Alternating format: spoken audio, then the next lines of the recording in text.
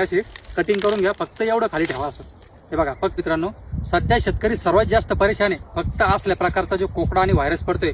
जवळपास 23 मे पासून सर्व ठिकाणी व्हायरस पसरायला सुरुवात झाली आहे. सर्व शेतकरी परेशान आहे, पांढरी माशी कंट्रोल होत नाही आणि मोठ्या प्रमाणामध्ये त्यांना व्हायरसचा अटॅक जाणवायला सुरुवात झाली आणि भरपूर शेतकरी या व्हायरसच्या अटॅकाच्या भरोश्यावरच मोठ्या प्रमाणात आपल्या मिरची पिकावर खर्च करताय. त्यांना एकच सांगायचं आहे, भरपूर सारे मला पूर्ण ऑल ओव्हर इंडियामधून फोन येत आहेत. आता या भावनी तुम्ही पण मला फक्त या झाडांना पाहून भरपूर असा फोन केला.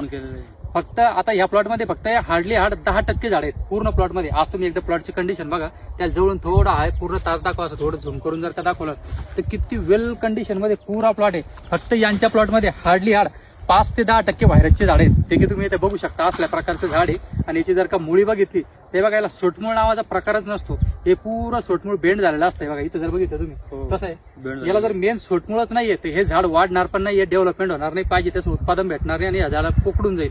तर याच्या भरोश्यावर पूर्ण प्लॉटला तुम्ही खर्च करत बसू नका, माझं हे म्हणणं आहे. आता तुम्ही जवळपास किती काय केलं, 8 दिवसामध्ये 3-4 फवारणी फक्त कशाच्या भरोश्यावर घेतल्या ह्या, तरी या झाडाला इम्पॅक्ट पडला का? नाही.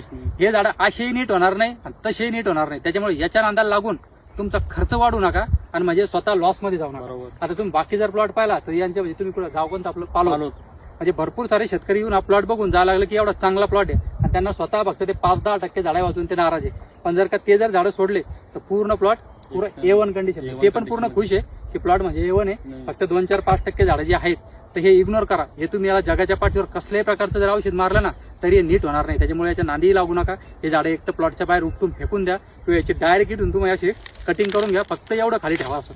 हे बघा फक्त एवढं ठेवा, कारण की हिच्यावर पांढरी माशी थ्रिप्स बसून बाकी झाडं खराब करणार आहे. एवढं जर का ठेवलं तर याच्यातून तुम्हाला मिरचीचे फुटवे निघायला वेळ लागेल, तोपर्यंत मिरची डेव्हलप होईल, मोठी होईल. नंतर तुमच्या मिरची प्लॉटवर अटॅक येणार नाही आणि नंतर येतं जे फुटवे फुटेल थोड्याफार मिरच्या वगैरे लागेल, या झाडापासून जे उत्पादन भेटेल ते नंतर भेटेल.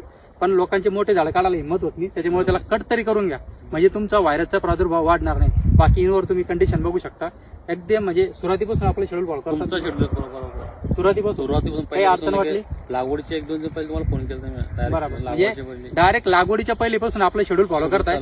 आजची तारीख आहे जवळपास किती माहिती 6 जून 2026चा प्लॉट आहे, पालोदचा प्लॉट आहे. बऱ्यापैकी या एरियामध्ये म्हणजे एक बी नाही प्लॉट म्हणजे असा प्लॉट तर कोणाचाच नाहीये. इनवर तुम्ही कंडिशन बघू शकता. त्याला जवळून थोडं तिथल्या तिथे जर जवळ दाखवलं तर झाडाची हे प्लॉट भरपूर म्हणजे जबरदस्त प्लॉट पुरा डेव्हलप झालाय. ब्रँचिंग असो, फ्लॉवरिंग असो, सेटिंग असो, पूर्ण प्लॉट असंही दाखव त्यांना, असं पूर्ण दाखवल्यावर कळलं. जर गोल जरी घुमवला तर म्हणजे पूर्ण वेल कंडिशन मध्ये प्लॉट आहे. फक्त 5% झाड इग्नोर करा, 5-10% झाडे डायरेक्ट उपटून बाहेर फेका. तुम्हाला म्हणजे ते असं मनात म्हणजे प्रत्येक वेळेस आपण ते झाडं बघतो म्हणून आपल्याला ते मन ते नाराज होतं आपलं मन, ते 2-4-5% झाडं बघून. त्यामुळे ते इग्नोर करा. बाकी प्लॉट तर तुमच्या प्लॉट सारखा आसपास प्लॉट बघून बी भेटत.